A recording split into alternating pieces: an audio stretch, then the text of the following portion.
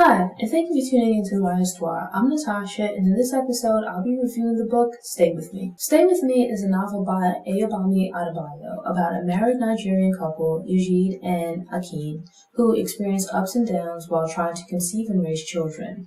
The couple previously agreed to pass on some of their culture's traditions in favor of having a more modern marriage.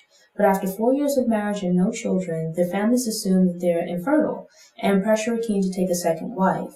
Feeling obligated to their family's expectations, they sacrifice their desires and put their marriage at risk to please their elders. So, before we get started, just a disclaimer. In discussing the practice of polygamy, my intent is not to disparage the cultural practices of other people. I'm not Nigerian and I'm not an expert on the topic of polygamy, but it plays a major role in the story of Stay With Me, and thus I discuss it within the context of the book.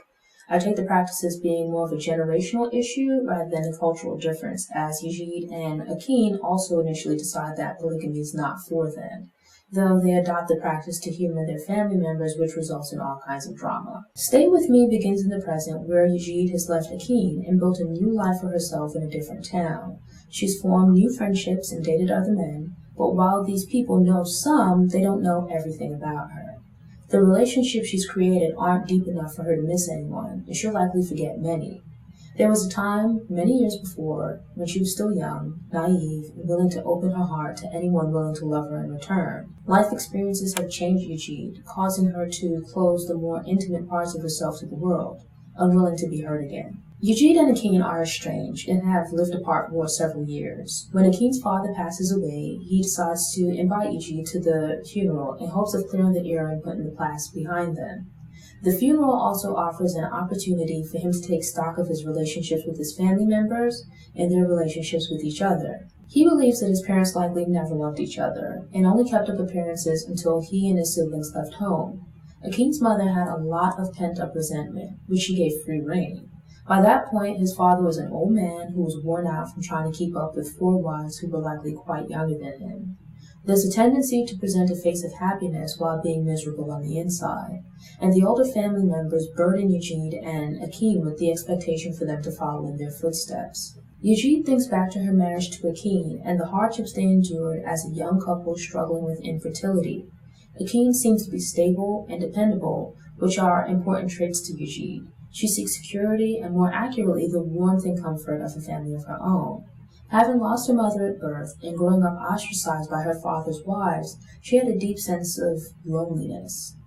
Eugene doesn't share his family's traditional beliefs, but goes along with their plans out of a sense of familial obligation. He sides with Eugene when they're alone together, but follows traditions when their family members are around. It's unclear what Eugene wants for himself, as he often speaks in terms of doing things because it's what someone else wants. There's a simple situation early in the book that foreshadows the serious problems that will develop in Eugene and Eugene's relationship. The couple has a disagreement regarding sleep and lighting in their bedroom. Eugene tries to find a solution and purchases a lamp for Eugene, but does so without any discussion. It's a minor matter, but points to Eugene coming up with solutions to problems in their relationship on his own and just springing it on Eugene, assuming that she'll agree or just adjust. He doesn't have conversations with her about the initial problem or his proposed solution, and he tends to brush off Eugene's concerns, often refusing to have serious conversations about problems, preferring to ignore them for as long as possible in hopes they'll go away. There's a lot of importance and self-value placed on being a mother, as it's a large part of the women's identities. Eugene wants that for herself because it's expected of her as a woman, and especially because she never had a mother of her own. According to their families, Eugene's role as a wife is to provide Eugene with children, who will one day be obligated to him as well. By failing to become pregnant, she's viewed as failing as a wife. She's not just shunned by members of Eugene's family, but some are fairly hostile towards her, though passive-aggressively so. It's surprising that while the couple is pressured to have children, the family seem to focus their disappointment and disdain on Eugene. She explains how fond she's become of Eugene's mother, seeing her in some ways as the mother she never knew. But I was caught off guard by how cold and callous Eugene's mom became as a result of Eugene and Eugene not having children. Some of her comments. Oh, Throughout the book, there is a push and pull between modern and traditional values. The finer details might just apply to Nigerian culture, but the broader customs and expectations would be relevant in many other cultures. It's worth noting that some of the story takes place in the present when Eugene and Eugene are looking back over their lives. Much of the drama surrounding their fertility issues take place when society and culture were going through major changes and shifts, but Eugene and Eugene are members of a transitional generation. I thought it was crazy that Eugene was viewed as selfish for not pushing her husband to take more interest in his second wife.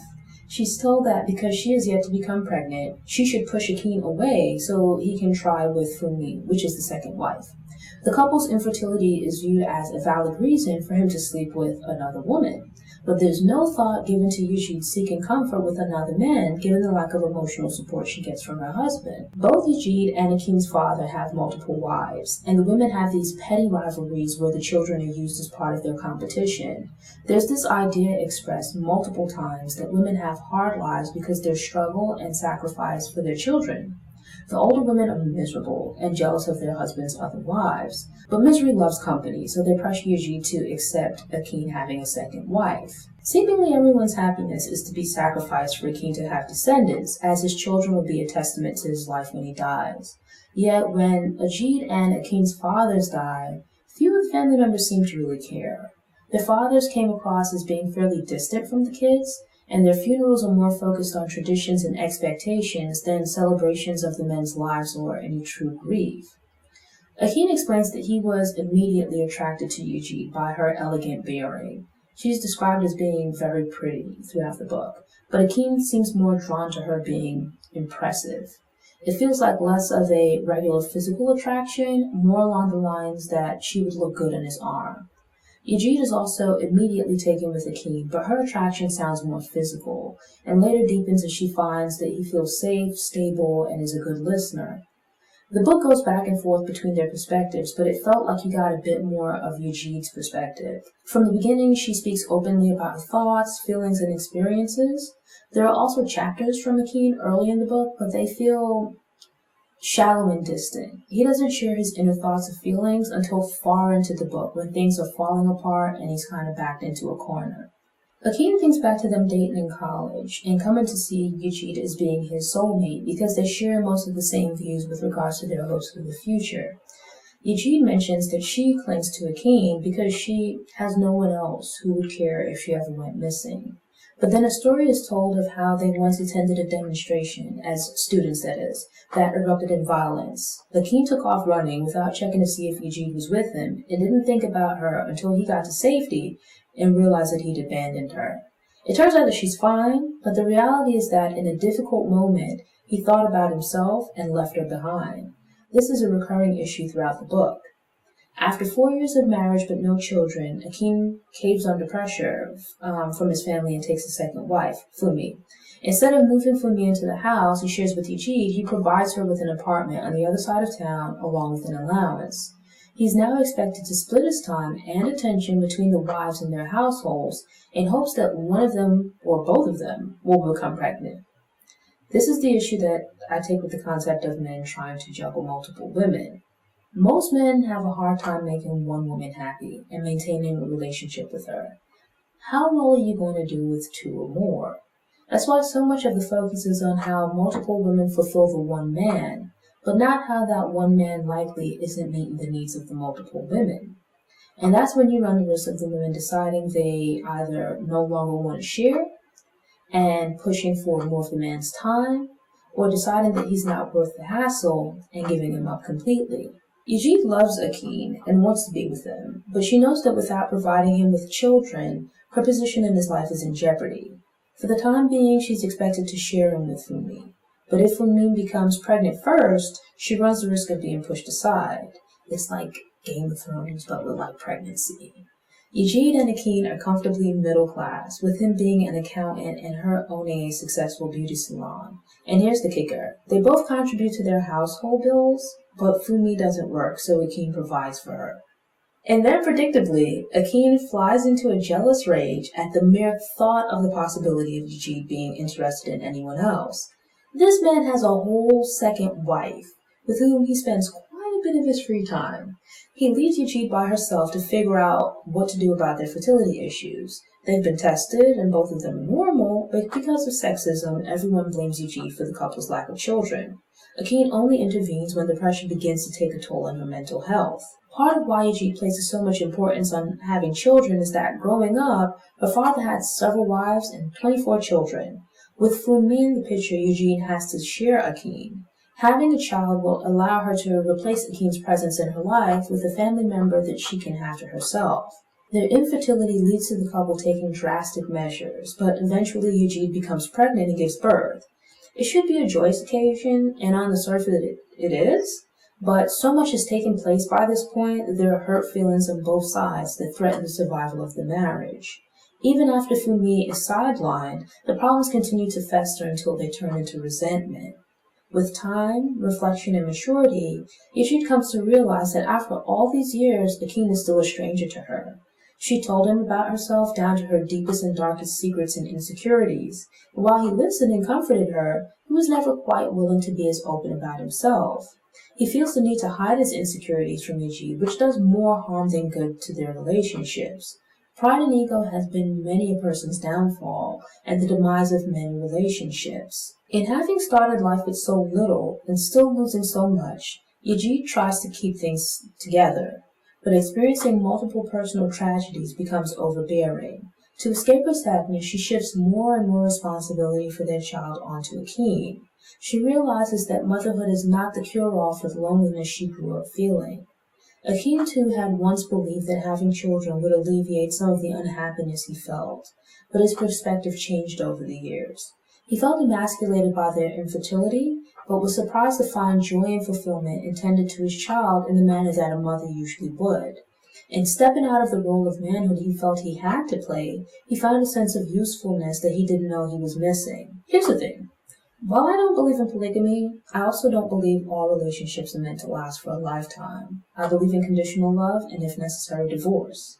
A relationship requires both people to be committed to making it work and willing to put in the time.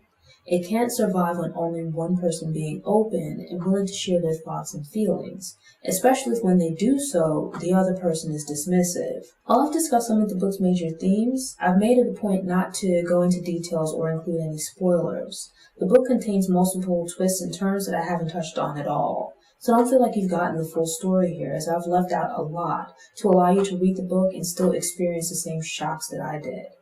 Stay With Me is just 274 pages. Usually, I prefer longer books, so there's time for the characters to develop throughout the story, but this was jam-packed with plot twists and social commentary that made it a quick and engrossing read.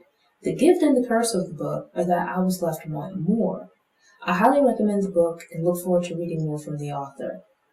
Thanks for tuning in. Show notes are available on the Noir Histoire website via the link in the episode description. If you enjoyed this episode, please click the thumbs up button. You can also share it online, on social media, or with someone you think might enjoy the episode. Doing this will help other people find the show, which helps it to grow. If you aren't already subscribed to the Noir Histoire YouTube channel, I hope you subscribe now and return to get motivated, get inspired, and get more stories of Black history made and in the making. Until next time, take care.